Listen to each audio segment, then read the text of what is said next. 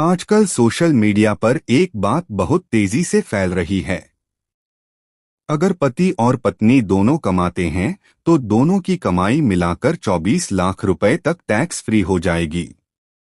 यह सुनने में अच्छा लगता है, लेकिन सच इससे अलग है। अब समझते हैं कि असल नियम क्या है। भारत में इनकम टैक्स हमेशा से व्यक्ति इंडिविजुअल पर लगता है, घर या परिवार पर नहीं। मतलब हर कमाने वाला व्यक्ति अपनी कमाई पर अलग अलग टैक्स देता है।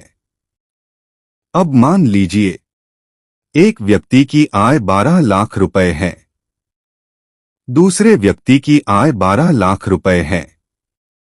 नई टैक्स व्यवस्था में 12 लाख रुपए तक की आय पर टैक्स नहीं लगता, सेक्शन 87 रिबेट की वजह से।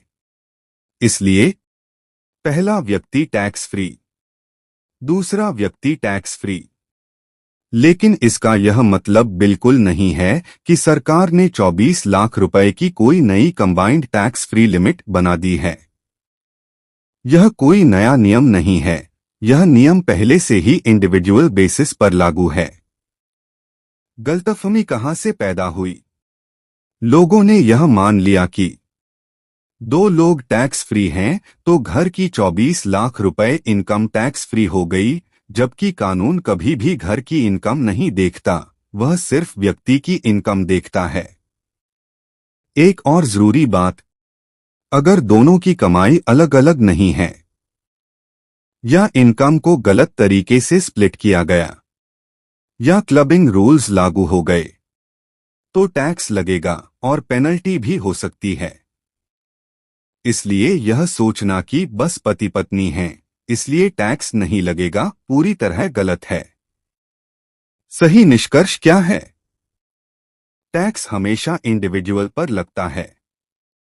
12 लाख रुपए तक की छूट हर व्यक्ति के लिए है।